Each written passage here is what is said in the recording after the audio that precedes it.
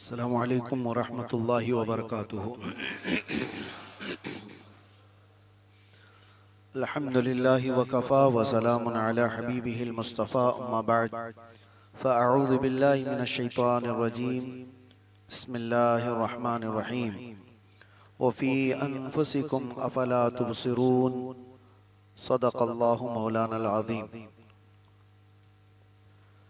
وقال اللہ تعالی فی کلامہ افلا يتدبرون القرآن ام على قلوب اقفالها صدق اللہ مولانا العظیم۔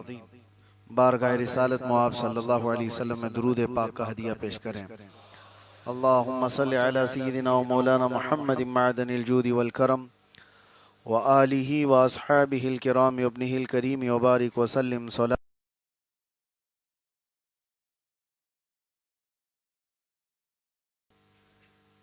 جو طاق راتوں کی ہماری محفلیں ہیں اس میں سے آج یہ آخری طاق رات ہے، 29ویں شب ہے۔ آج بھی لیلۃ القدر ہو سکتی ہے، جو اللہ کے نبی صلی اللہ تعالیٰ علیہ وسلم کے فرمان کے مطابق رمضان کی آخری طاق راتوں میں لیلۃ القدر کو تلاش کرو، تو آج یہ 29ویں شب آخری لیلۃ القدر کی یا تلاش کرنے والی جو شب ہے۔ اللہ تبارک و تعالی لیلۃ القدر کی برکتیں ہمیں عطا فرمائے۔ آج جیسے کہ اکثر نوجوان اس میں جو آئے وہ ذکر کی محفل کے لیے آئے ہیں،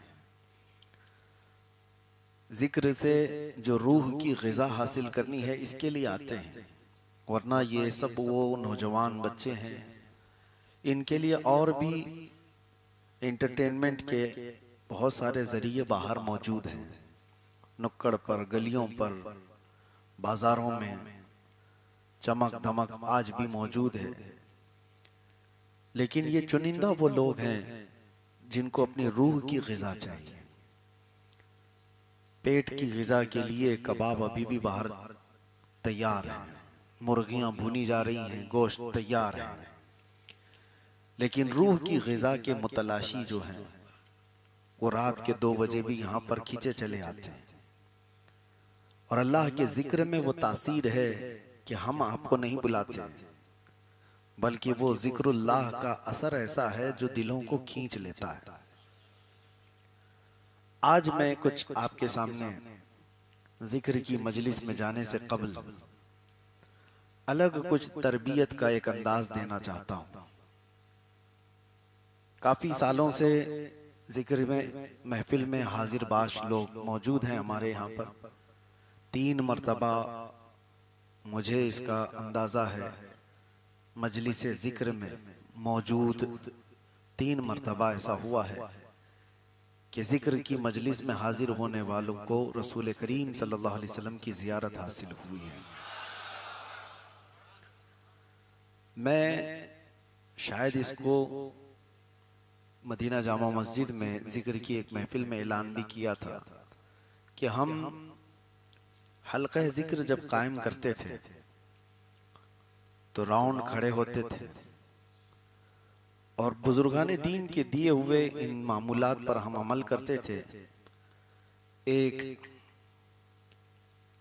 ذکر جو ہے لا الہ الا اللہ جو ابھی آپ کرتے ہیں اس کو ایک الگ انداز سے کیا جاتا تھا، یعنی اپنے ہاتھ کو کلہاڑی بنا کر کے جیسے کوئی لکڑیاں کاٹتا ہے یا تلوار بنا کر کے اس کو یوں گھماتا تھا اور نیچے مارتا تھا۔ کسی کو مارنا نہیں ہوتا ہے لیکن لا الہ الا اللہ، شاید پہلے ذکر کرنے والے لوگ اس میں موجود ہوں گے، وہ جانتے ہیں۔ اور اس میں تصور یہ کرنا ہوتا تھا کہ میرے جتنی برائیاں ہیں اور جو بھی کفر و شرک ہے سب میرے سامنے ہے، اور میں لا الہ کی ضرب سے اسے مار رہا ہوں، لا الہ کی کلہاڑی سے میں وہ مار رہا ہوں تاکہ مجھ سے یہ ساری برائیاں دور ہو جائیں، وہ ختم ہو جائیں۔ اس کا اثر ہے۔ بزرگان دین نے جو کام کیے نا ان کاموں میں کوئی نہ کوئی حکمت ہوتی ہے، ورنہ یوں ہی صفا مروہ پہ نہیں دوڑایا جاتا تھا۔ دوڑنا بھی کوئی عبادت ہے، اللہ کی محبوب بندی حضرت حاجرہ نے دوڑ لگائی، اللہ کو پسند آیا، اور قیامت تک کے حاجیوں کو کہا گیا تم بھی دوڑو، پانی کے لیے نہیں دوڑنا ہے ابھی کسی کو، لیکن اللہ تبارک و تعالیٰ کی برگزیدہ وہ بندی نبی کی ماں کی دوڑ کی سنت کو ادا کرنے کے لیے دوڑنا ہے۔ تو ہم یہ جو ذکر کرتے تھے، ایک بار ایسا ہوا، میں آپ کو بتاتا ہوں، کافی دور رہنے والے، ہمارے علاقے کے نہیں، کافی دور رہنے والے ایک بزرگ وہ ایک چٹھی لا کر کے دے کر کے چلے گئے مسجد کے ہمارے ذمہ دار صاحب کے پاس، کہا کہ یہ امام صاحب کو دے دیجئے۔ تو انہوں نے کہا کہ یہ کسی کو نہیں بتانا، صرف امام صاحب کا ہے۔ تو اس وقت ہم امام ہوا کرتے تھے، تو چٹھی جب میرے پاس آئی تو میں نے پڑھا، اس میں جو بات تھی وہ آج میں آپ کے سامنے شیئر کر رہا ہوں، کہ اس میں یہ لکھا تھا اس صاحب نے کہ میں نے مسلسل 3 بار خواب میں دیکھا، اور جس کو دیکھا انہوں نے واضح طور پر نہیں بتایا، لیکن یہ بتایا کہ مجھے حکم ہوا ہے آپ تک یہ پیغام پہنچانے کے لیے۔ کہا وہ رسول کریم صلی اللہ تعالیٰ علیہ وسلم کی طرف سے فرمان ہے، اور وہ میں نہیں جانتا ان کو، اور آج تک بھی نہیں دیکھا میں، ہماری کبھی ان سے ملاقات نہیں، جو انہوں نے چٹھی دی۔ کہا کہ مجھے یہ پیغام پہنچانے کا حکم دیا گیا، اور ایک بار نہیں کئی بار، اور میں دے کر کے جا رہا ہوں۔ آپ توجہ سے سنیں، اس کو سمجھ میں آئے۔ اس میں لکھا یہ تھا کہ سنا ہے آپ اپنی مسجد میں حلقہ ذکر لگاتے ہیں، اور بہت سارے لوگ اس میں ذکر میں شامل ہوتے ہیں، اور آپ کوئی ایسا ذکر کروا رہے ہیں جس میں لوگوں کو ہاتھ تلوار بنا کر کے ضرب مارنے کا حکم دیتے ہیں، اور آپ تصور یہ کراتے ہیں کہ سامنے آپ کے کفر و شرک ہے اور تمام برائیاں ہیں۔ یہی ہوا کرتا تھا، اس میں لکھا ہوا تھا کہ آپ یہ کرواتے ہیں، لیکن مجھے یہ پیغام پہنچانے کا حکم ہوا کہ آپ کے حلقہ ذکر میں کچھ ایسے لوگ ہیں جن کی آپس کی کسی سے دشمنی ہے مسلمانوں میں سے ہی، تو وہ اپنے سامنے اپنے دشمن کا تصور کر کے اس کو مار رہے ہیں۔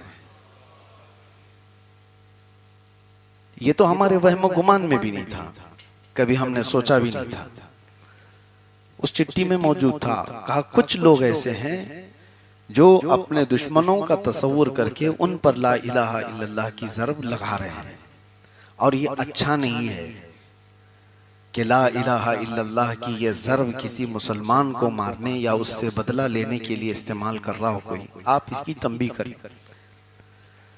اس کے بعد یاد ہوگا لوگوں کو کہ میں نے اعلان بھی کیا تھا کہ یہ جو تصور ہے خالص آپ اللہ کی رضا کے لیے اپنی برائیوں کو ختم کرنے کے لیے کریں، نہ کہ کسی دشمن کا تصور کر کے۔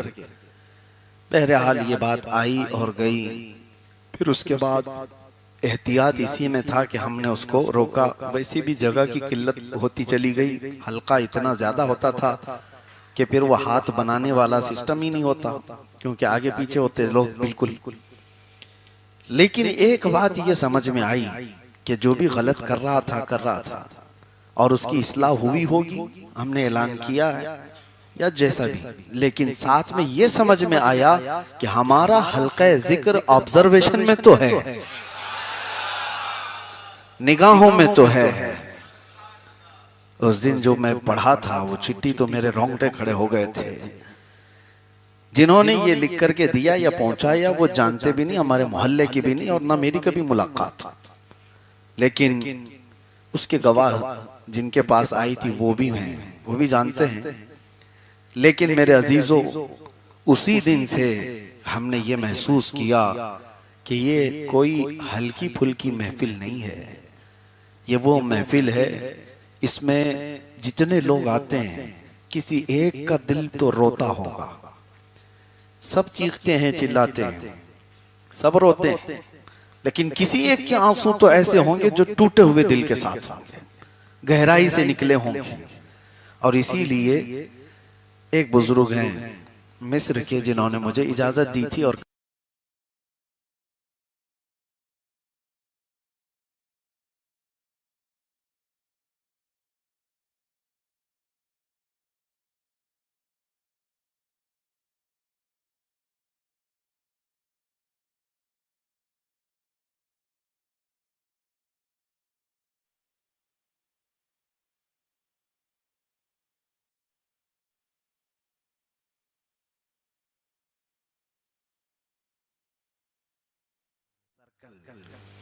ایک دوسرے کے ہاتھ کو پکڑے ہوتے تھے.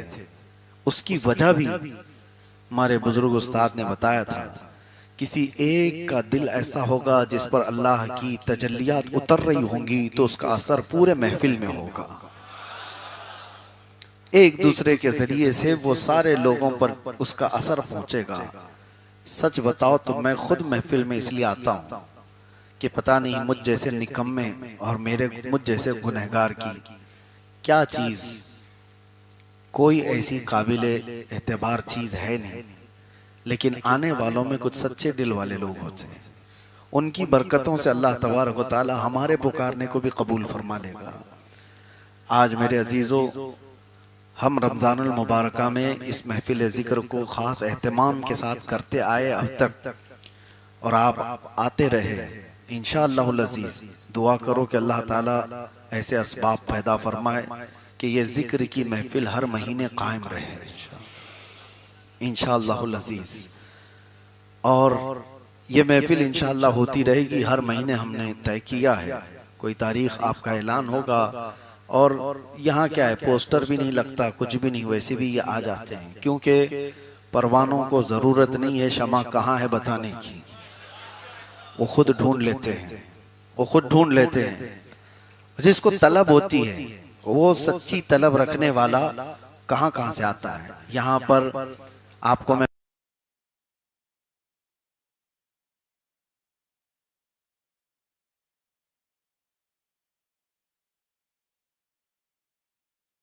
پہلے خبر ملتی ہے، اس کے علاوہ ہمارے ہاں پہلے سے اعلان کرنے کا کوئی سسٹم نہیں ہے. پہنچ جاتے ہیں. یہ وہ لوگ ہیں جن کے متعلق فرمایا گیا کہ اللہ تبارک و تعالیٰ جب کسی کے ساتھ بھلائی کا ارادہ فرماتا ہے تو اسے اپنے گھر کی طرف کا راستہ دکھا دیتا ہے. تو آپ وہ لوگ ہیں. بہت پوسٹر بازی کرنے کی ضرورت نہیں، بہت اعلان کرنے کی ضرورت نہیں. جس کی سچی طلب ہوگی وہ آ جائے گا، اور جس کو طلب نہیں ہے وہ پڑوس میں ہوگا، ادھر ہی ہوگا، لیکن وہ یہ کہے گا ہم کو کسی نے بولا ہی نہیں، ہم کو کسی نے بتایا ہی نہیں. ایسے بہت لوگ ہیں. اکثر مجھ سے یہ لوگ کہتے رہتے ہیں ہم کو کوئی بولتا ہی نہیں، آپ آئے بھی اور چلے بھی گئے اور ہم کو کوئی بولا ہی نہیں. آپ کو کیا چیز اعلان کرتے ہیں، میں مائک پیچھے لگاتے ہوئے چلتے رہے، آ رہے ہیں. طلب جب کسی کی سچی ہو تو میرے عزیزوں وہ خوشبوؤں سے پہچان لیتا ہے. آپ کی اندر میں یہ چاہتا ہوں کہ ذکر کی محفل کا جو اویئرنس ہے وہ ایسا ہونا چاہیے جیسے کھانے کی بھوک لگتی ہے. اور مجھے پتا ہے اکثر نوجوان اس میں ایسے ہیں جو ہمارے آس پاس رہنے والوں سے کنٹینیو میسج کر کے ان کو بھی تنگ کرتے رہتے ہیں، کب ہے ذکر کی محفل، کب ہے ذکر کی محفل. یہ وہی لوگ ہیں جن کو روحانی غذا کی تڑپ ہے اور طلب ہے. جب تک یہ طلب ہے، ایک گارنٹی دیتا ہوں، جب تک یہ طلب ہے تمہارے اندر ذکر کی محفل میں حاضر ہونے کی، ایک گارنٹی ہے کہ بغیر توبہ کے دنیا سے نہیں جاؤ گے انشاءاللہ. آدمی گناہ کرتا ہے، سب کے گناہ ہیں، اور گناہ کرنے کے بعد اس کی صورت دو ہوتی ہے. ایک پہلی صورت یہ ہے کہ بھول گیا میں نے کیا کیا تھا، اور ایک یہ ہے کہ گناہ کرنے کے بعد یاد ہے میں نے غلط کیا ہے. دونوں صورتیں میں بتاؤں، گناہ کرنے کے بعد جو بھول گیا وہ عذاب الہی کا شکار ہو جائے گا، اور اللہ اس کو اور بھی بھلائے گا، اور بڑی بڑی چیزیں بھلائے گا، اور بڑے بڑے گناہ کرے گا، وہ بھول جائے گا. لیکن گناہ کرنے کے بعد اسے یاد ہے، بار بار یاد ہے، نہیں میں نے غلط کیا ہے، میں نے غلط کیا ہے. اور اللہ تعالیٰ اس بندے کو بار بار توبہ کی توفیق دیتا ہے. یہاں تک کہ فرشتے کہتے ہیں رب تعالیٰ سے کہ مولا اس کی توبہ کو تو بار بار قبول کرتا ہے، یہ گناہ کرتا ہے پھر توبہ کرتا ہے، گناہ کرتا ہے پھر توبہ کرتا ہے، گناہ کرتا ہے پھر توبہ کرتا ہے۔ اللہ تعالیٰ کیا فرماتا ہے جانتے ہو؟ فرشتوں سے رب تعالیٰ فرماتا ہے وہ بار بار اس لیے توبہ کرتا ہے کہ مجھے ارحم الراحمین سمجھتا ہے، مجھے رحمان سمجھتا ہے، ورنہ دنیا والوں سے 2 بار سے زیادہ کوئی معافی مانگے گا؟ وہ ٹھکرا دے گا کہ پہلے بھی تو نے ایسا ہی کیا تھا، پھر ابھی وہی کر رہا ہے، تیرے اوپر کیا بھروسہ؟ لیکن رب ذوالجلال کی بارگاہ میں بندہ زندگی بھر گناہ کرتا ہے پھر معافی مانگتا ہے، ایک بار بھی رحمان یہ نہیں فرماتا کہ کتنی بار تو کہے گا اس طرح سے، نہیں، جب جب وہ توبہ کرتا ہے اللہ اس کی توبہ قبول کرتا ہے، معاف کرتا ہے۔ اور اقبال کا تو انداز ہی الگ تھا۔ اقبال شاعر مشرق، وہ جذب کے عالم میں رہنے والا ایک قلندر، وہ تو یہ کہتا ہے کہ کچھ گناہ اس لیے بھی کیے کہ رب تبارک و تعالیٰ غفار ہے، اس کی شان ہے، اس کی صفت ہے غفاری، بخش دینا۔ خیر میرے عزیزو، آج جو میں بات عرض کرنے جا رہا ہوں، آج ذکر کی محفل میں شامل ہونے سے پہلے میں آپ کو ایک طریقہ بتا رہا ہوں جو ذکر کا ایک بہت ہی الگ طریقہ ہے، اور اس میں جو کامیاب ہوا وہ پوری دنیا کے کسی بھی خطے میں رہے وہ اپنا ذکر خود جاری رکھے گا۔ اس چیز کی تربیت اولیاء اکرام کے مدرسے میں سب سے پہلی تربیت ہوتی تھی۔ اب مجھے کئی مرتبہ لوگ یہ ٹونٹ مارتے تھے کہ کیسے کیسے نشیڑی گنجیڑی لوگوں کو لے کر کے آپ محفلیں کر رہے ہو، ان کو پتہ نہیں۔ اور آج سے تقریباً 16 سال قبل میں وسئی کی جامع مسجد میں، آج وہ بچے ماشاءاللہ اس وقت مسجد کی طرف مڑ کے بھی نہیں دیکھتے تھے، اور ذکر کی محفل ہم نے وہاں پر بھی قائم کی تھی 16 سال پہلے۔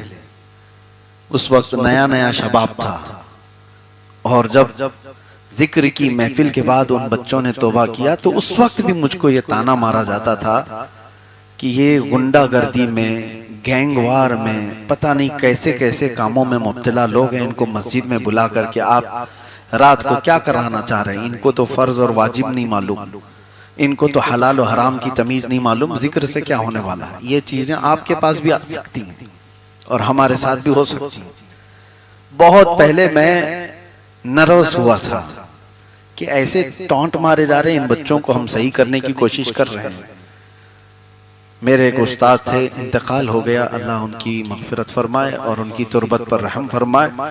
میں نے ان سے کہا کہ حضرت جس انداز سے بھی ان کو کھڑا کرنے کی ہم کوشش کرتے ہیں تو اس طرح سے لوگ کہتے ہیں، تو انہوں نے مسکرا کر خالی ایک ہی جملہ کہا، میاں یہ سب باتیں کیا لگنے کی ہیں، لوگوں کو اتنا ہی کہو ڈاکٹر تو مریضوں کے ساتھ ہی رہے گا،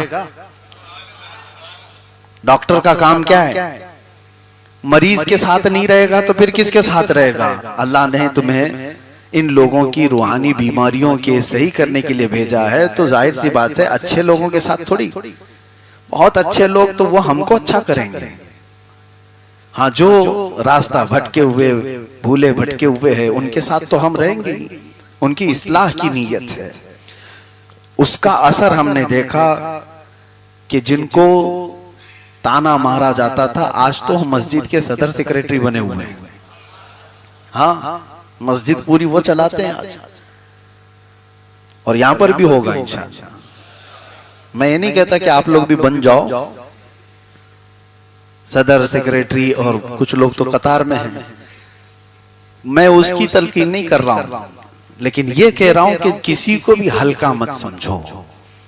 ہر بیشا گما مبر کے خالیست، شاید کے پلنگ خفتہ باشد، فارسی کا ایک قول ہے، کسی بھی جنگل کو خالی مت سمجھنا، شاید اس میں شیر سویا ہوگا۔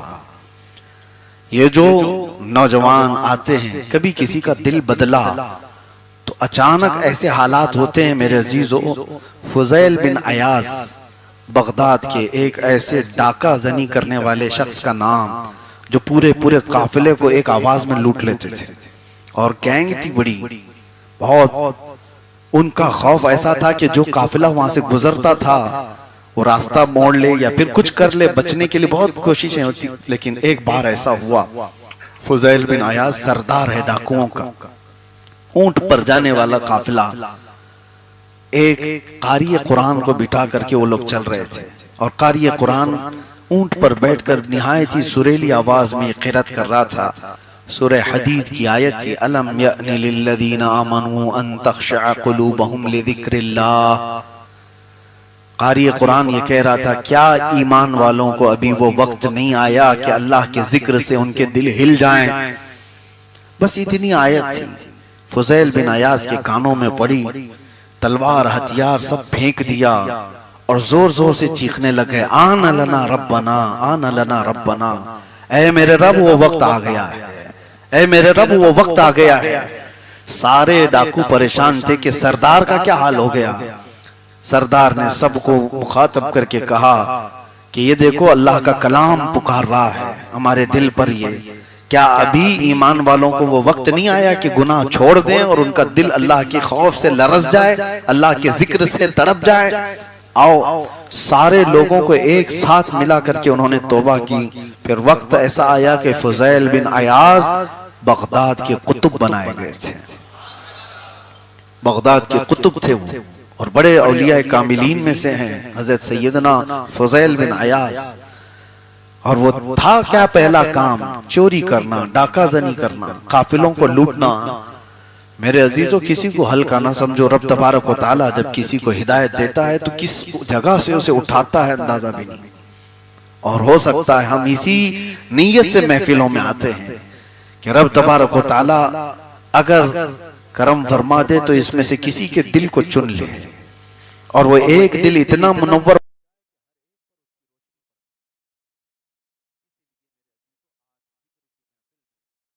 توجہ سے سنو، میں جس تربیت کی بات کر رہا ہوں اس تربیت کا نام ہے مراقبہ،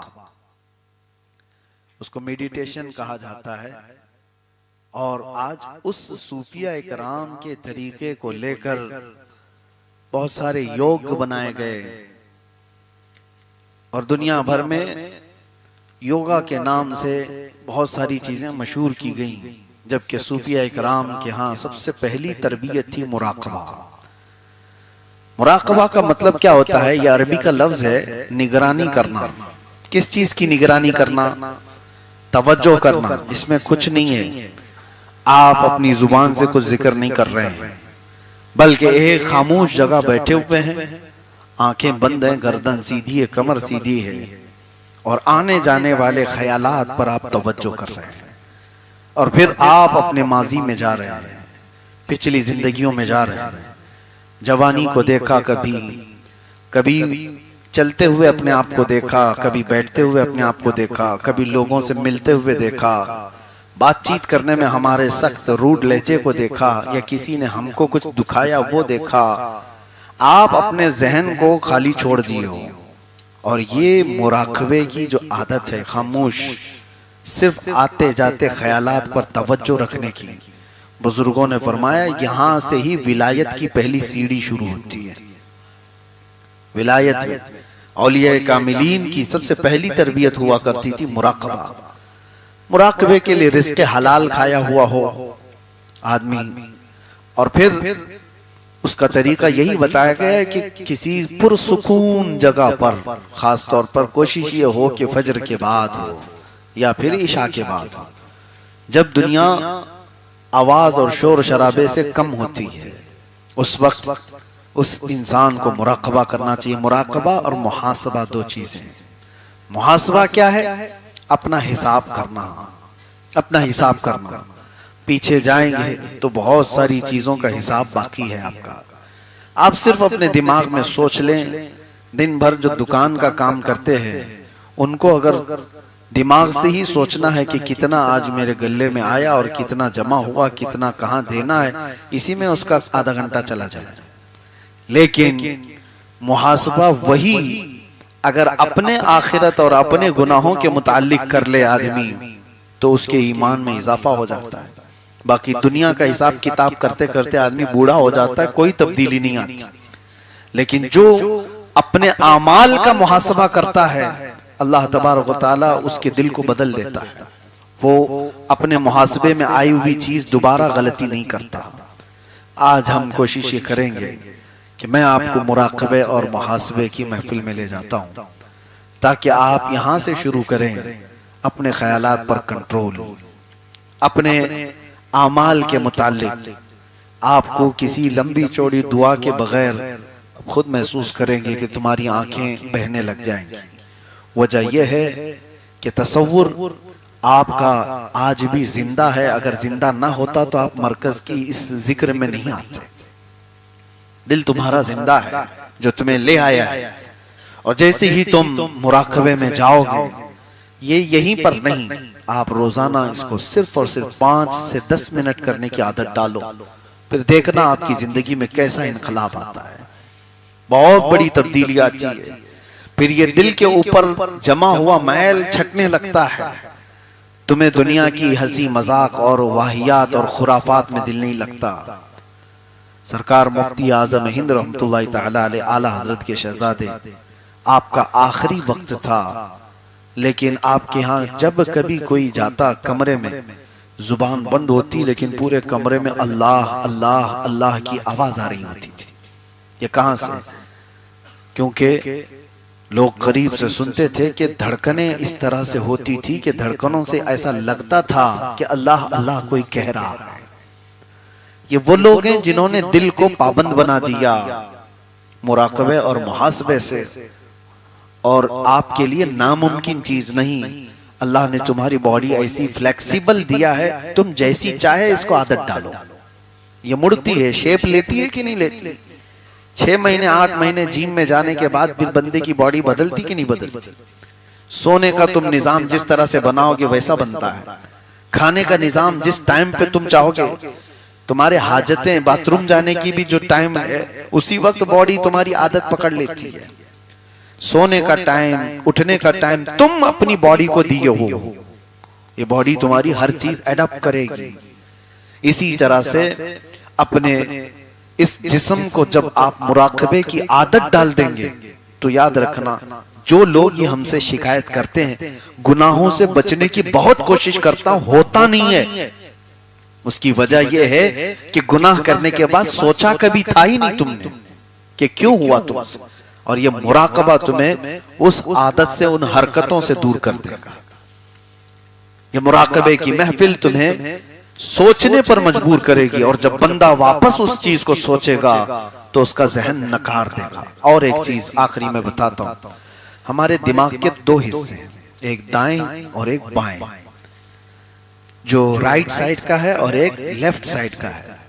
اور لیفٹ سائڈ کا جو دماغ ہے یہ کام کرتا ہے تو جو حقیقی چیزیں ہیں بس اس کا کام کرتا ہے، یعنی جس کی عزت کرنا ہے اس کی عزت کرے گا، جو اسے نہیں سمجھ میں آئے اس کو نہیں کرے گا۔ حقیقت پسندانہ کام لیفٹ سائڈ والا جو دماغ ہے وہ حقیقت پسندانہ کام ہی کرتا ہے۔ یعنی آگ گرم ہوتی ہے کہ تو یہ لیفٹ سائڈ کا دماغ اس کو مانتا ہے اور تمہیں وہاں جانے سے روکتا ہے، لیکن رائٹ سائڈ کا دماغ جذباتی ہے، یہ جذبات والے کام کرتا ہے۔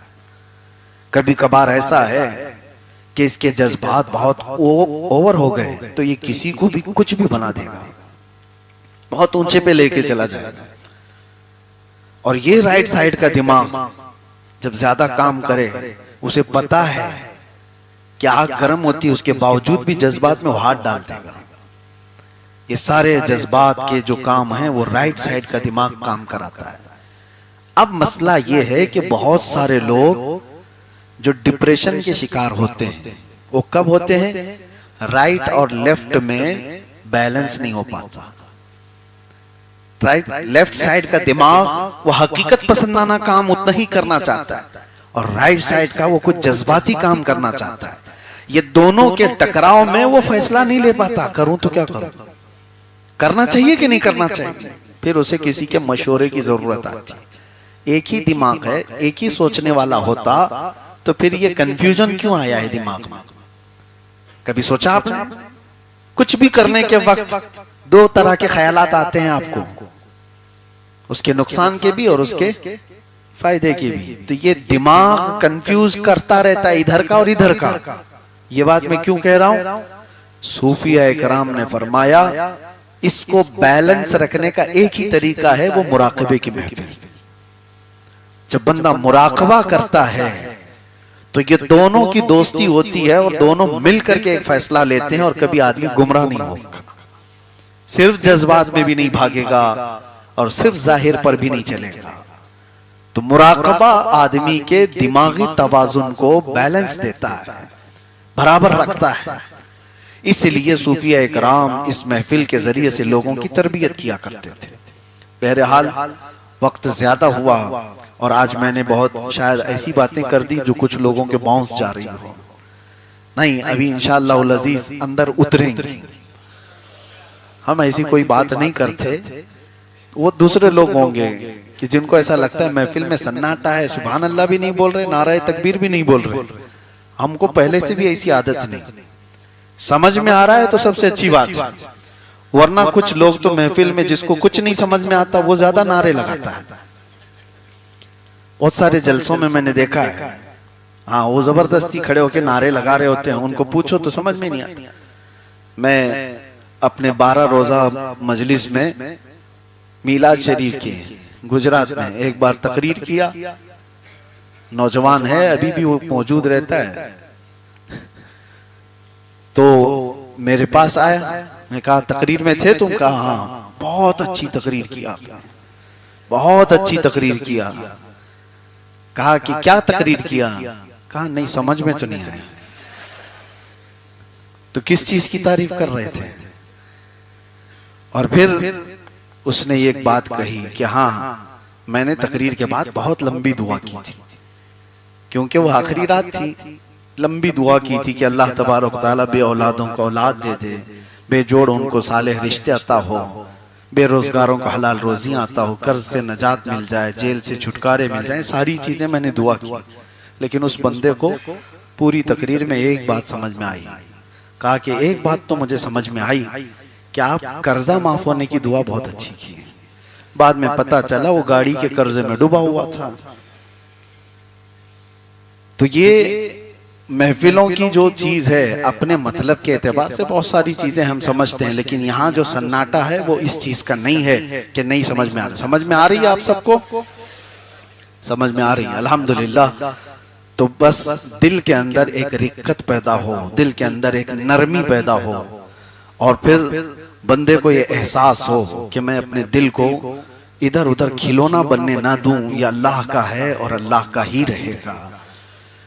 حضور پاک صلی اللہ تعالیٰ علیہ وسلم کے لیے ہم نے اپنا دل رکھا ہے۔ اعلیٰ حضرت فاضل بریلوی رضی اللہ تعالیٰ عنہ کیا فرماتے ہیں؟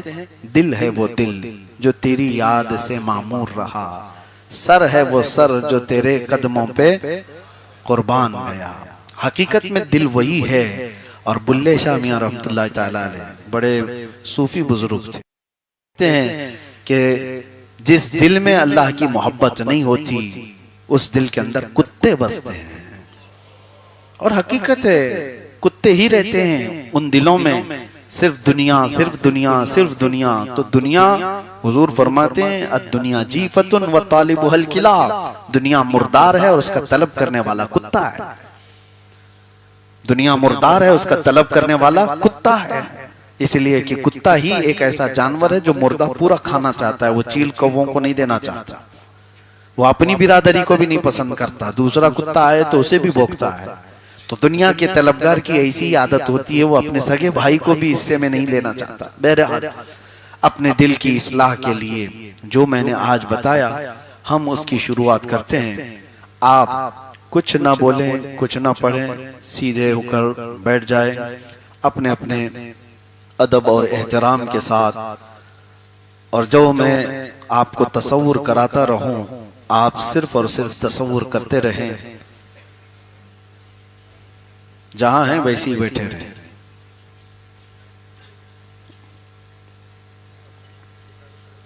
نہیں ادھر ہو جائیں گے، سب جگہ نہیں۔ یہ پہلی مرتبہ ہے، پہلے دیکھ لیں ایک بار، یہ پہلی مرتبہ آپ کا تجربہ ہے، اور اندر سے دل کبھی نہیں مانے گا سمجھ میں آ رہی بات؟ پہلی مرتبہ انجیکشن لینے والا جسم بہت کپ کپاتا ہے، اس کو عادت نہیں ہے، باڈی ایکسپٹ نہیں کرتی۔ تمہارے اندر کی بے قراری اور بے چینی تمہیں خود پتا چلے گی کہ کتنا بے چین ہیں ہم اور کتنا بے قرار ہیں۔ کیسے؟ اس کی ایک علامت میں بتاتا ہوں۔ بس جتنے یہاں پر ہیں بیٹھ جائیں، ادھر آ جائیں۔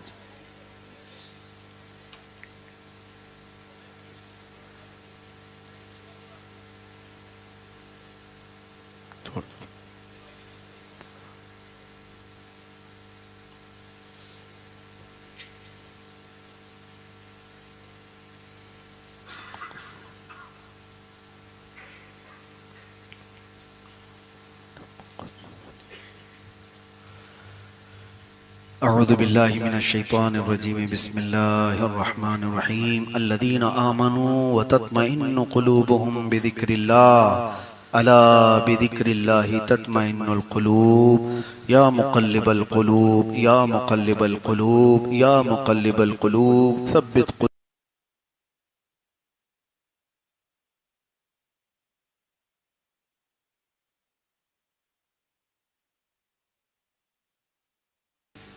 دل کبھی تسلیم نہیں کرے گا، بیمار دل ہے، اور اس کے اندر جس کو کہتے ہیں تجسس، ایکسائٹمنٹ اتنا زیادہ ہوتا ہے، یہ ایک منٹ بھی اپنی آنکھیں بند کرنے نہیں دیتا۔ یہ دل کی بے کلی بے چینی ہے، آپ چاہ کر کے بھی اپنے آپ کو روک نہیں پاتے۔ اسی لیے پرسکون ہو جاؤ اور اپنا ایک گول متعین کرو، اپنا ایک ٹارگٹ۔ اور دنیا میں مومن کا کوئی ٹارگٹ نہیں ہوتا سوائے رب ذوالجلال کی رضا حاصل کرنے کے۔ ہمارا صرف ایک ہی مقصد ہے کہ اللہ کو راضی کرنا۔ اگر وہ راضی ہو گیا، تجھ سے تجھی کو مانگ کر مانگ لی ساری کائنات۔ جس بندے سے اللہ راضی ہوتا ہے، اسے دعا کرنے کا وقت بھی نہ ملے تو اللہ اس کی خواہشیں پوری فرما دیتا ہے۔ لَهُمْ مَا يَشَاءُونَ فِيهَا وَلَدَيْنَا مَزِيدٌ۔ قرآن میں اللہ فرماتا ہے میرے کچھ بندے ایسے ہیں کہ وہ جو چاہ لیں وہ سب ان کے لیے میں پہلے سے تیار کرتا ہوں۔ خود ہی کو کر بلند اتنا کہ ہر تقدیر سے پہلے خدا بندے سے خود پوچھے بتا تیری رضا کیا ہے۔ اب ہم شروع کرتے ہیں۔ پہلے آپ اپنے ہی دل میں 3 بار استغفار پڑھ لو، اور کسی کے بھی زبانی آوازیں نہ آئیں، جو بھی میں پڑھ رہا ہوں میں پڑھتا رہوں گا۔ استغفر اللہ استغفر اللہ استغفر اللہ استغفر اللہ ربی من کل ذنب واتوب الیہ استغفر اللہ ربی من کل ذنب واتوب الیہ استغفر اللہ ربی من کل ذنب واتوب الیہ۔ تصور تمہارا شروع ہو چکا ہے، مراقبے کی اس محفل کی ابتدا ہوئی۔ تم اپنی آنکھیں اس وقت تک بند کرو جب تک تمہارا کنٹرول باقی ہے۔ تمہارا دل بے چین ہے، تمہارا دل بے قرار ہے، جسم کے اندر ایک تلاطم ہے، ہمارے نفس کی موجیں سرکش ہو چکی ہیں، اور ہم اتنا وقت رب تبارک و تعالیٰ کے لیے کبھی بیٹھے نہیں۔ میرے عزیزو، جس محفل میں آپ بیٹھے ہو، تھوڑی دیر کے بعد آپ کو احساس ہوگا یہاں آس پاس تمہارے کوئی نہیں سوائے تمہارے رب کے، کوئی دنیا نہیں سوائے تمہارے پروردگار کے۔ آؤ تصور میں چلو، وہ ننھی سی بلکتی ہوئی آواز کے ساتھ جب تم دنیا میں آئے تھے، کس نے تمہیں اٹھایا، کس نے تمہیں تھاما؟ ہمارے دنیا میں آنے سے پہلے ہمارے ماؤں کے سینوں میں دودھ رکھنے والا، اور کمزور اتنے تھے کہ ہم کپڑے نہیں پہن سکتے، کمزور اتنے تھے کہ ہم بات کر کے اپنا کھانا اور پانی نہیں مانگ سکتے تھے، مگر ماں کے سینے میں اللہ نے ایسا درد دیا تھا کہ وہ ہمیں چمٹا کر کے دودھ پلاتی رہی، ہمارے رزق کا انتظام کرنے والا وہ پالنہار حقیقی، ہم ماں کی گود میں کھیل رہے ہیں، بس یہی تصور کرتے جاؤ اور سوچو کہ مولا مجھے کس طرح سے سنبھالا گیا۔ میں بہت چھوٹا تھا، میری کمر بھی سیدھی نہیں تھی، میری گردن بھی نہیں بیٹھی تھی، مجھے دو دو ہاتھوں میں اٹھایا جاتا تھا، اگر گردن کے پیچھے سے ہاتھ ہٹا لیا جائے تو ہو سکتا ہے سر لٹک جاتا۔ میرے ہاتھ اتنے نازک تھے، میرے پیر اتنے کمزور کہ مجھے بہت نزاکت کے ساتھ پالا گیا۔ مجھے کوئی کڑک غذا نہیں دی گئی، چبانے کے لیے دانت نہیں تھے، مزہ چکھنے والی زبان نہیں تھی، میں صرف اور صرف ایک پاکیزہ اور حلال چیز دودھ سے ہی پرورش پاتا رہا۔ اے نوجوانوں، سوچو تمہارے گود کا وہ حال، اس وقت تمہاری حفاظت سوائے پروردگار کے کون کر رہا تھا؟ بزرگوں نے فرمایا جب جھولے میں تمہیں ڈال کر ماں کبھی بھول بھی جائے اور تم جھولے سے نیچے گر جاؤ تو اللہ تعالیٰ دو فرشتوں کو بھیج دیتا ہے کہ جاؤ میرے اس بندے کے سر کے نیچے ہاتھ رکھ دو۔ بہت سارے بچے جھولے سے پلنگ سے گرتے ہیں، ان کو بچا لیا جاتا ہے۔ کون ہے وہ طاقت جو ہمیں اس کمزوری میں بچاتی ہے؟ لیکن جیسی ہی ہمیں بولنا آیا، جب ہم کو چلنا آیا، جب ہمیں کھانے کی لذت پتہ چلی تو ہم بگڑتے چلے گئے، زبان ہماری آوارہ ہوتی چلی گئی، آنکھوں کو جب پتہ چلنے لگا حقیقت دنیا کی صحیح اور غلط بھی، تو پھر خواہشات جنم لینے لگے۔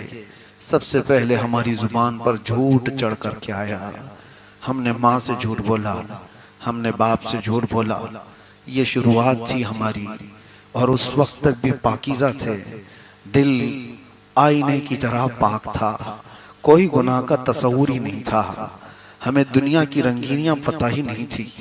لیکن جیسے ہی ہوش آیا بولنے لگے تو ماں باپ سے سب سے پہلے جھوٹ بولتے رہے، اور یہاں سے شروعات ہوئی، اور اس کے بعد ہمارے جسم نے ہم کو چوری کی عادت ڈالی، اور دھیرے دھیرے نہ جانے کون کون سی چیزیں جسم اڈاپٹ کرتا گیا، اور یہ بغاوت تھی فطرت سے، یہ بغاوت تھی اس حفاظت سے کہ رب تبارک و تعالیٰ نے تمہارا اتنا حفاظت کا انتظام فرمایا کہ ماں کے پیٹ میں جب تھے تو ہمیں منہ سے نہیں ہماری ناف سے کھانا دیا جاتا تھا۔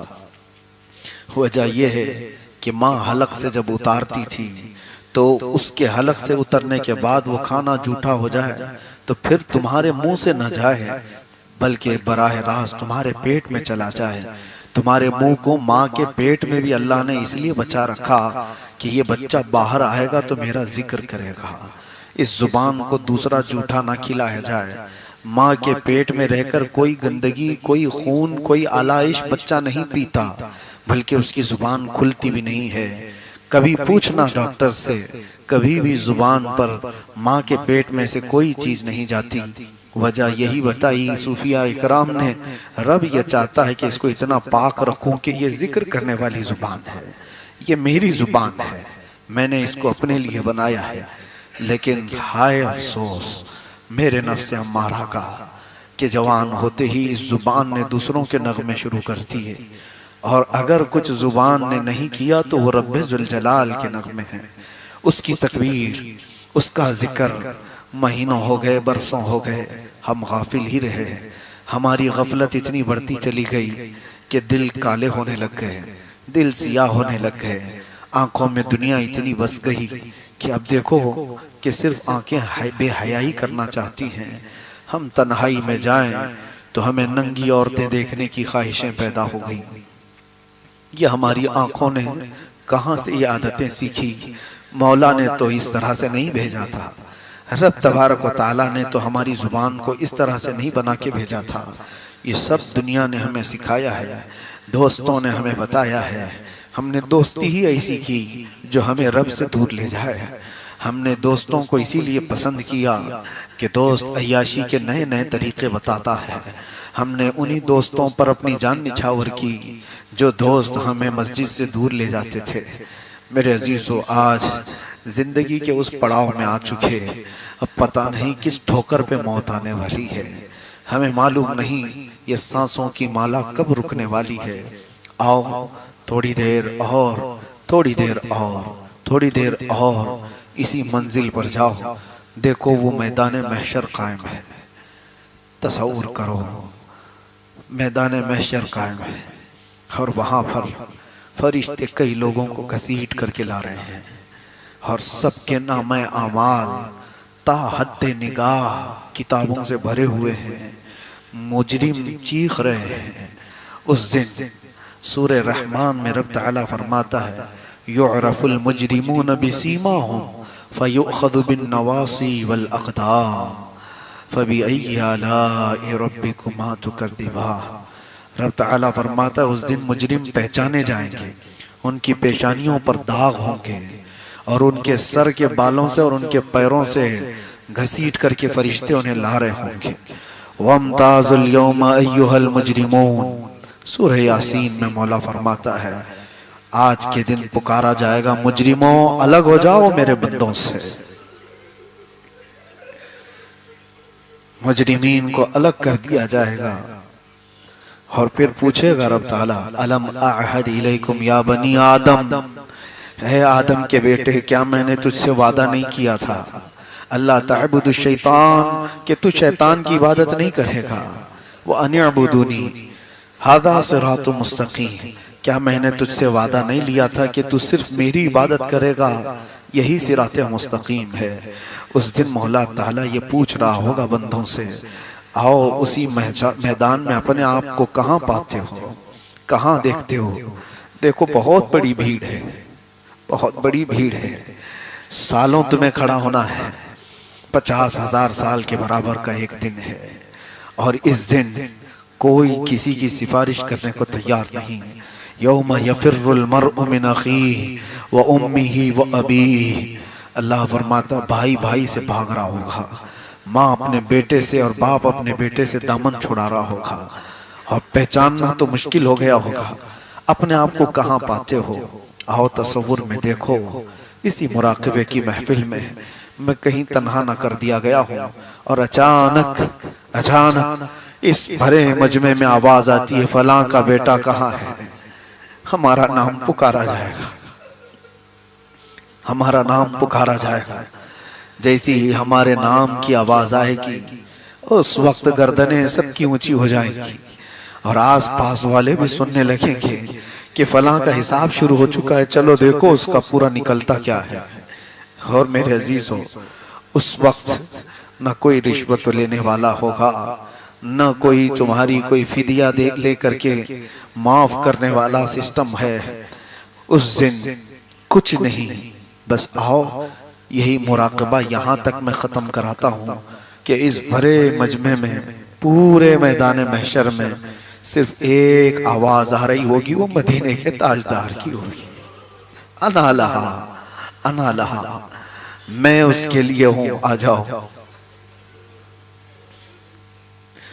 बस अपनी पैदाइश से लेकर उस मंजिल तक पहुंचने का तसव्वुर थोड़ी देर आप लोग और करो और उस वक्त तक आंखें न खोलो जब तक तुम्हें ये एहसास न हो जाए कि तुम्हारे सामने अल्लाह का रसूल खड़ा है।